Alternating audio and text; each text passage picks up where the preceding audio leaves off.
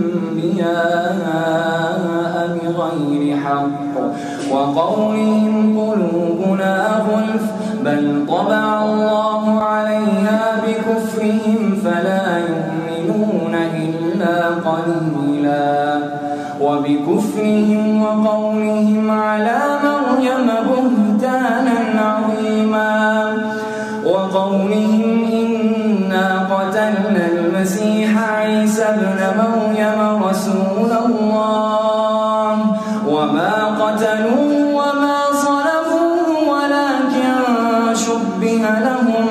وإن الذين اختلفوا فيه لفي شك منه ما لهم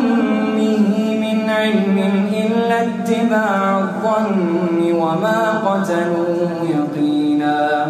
بل رفعه الله إليه وكان الله عزيزا حكيما وإن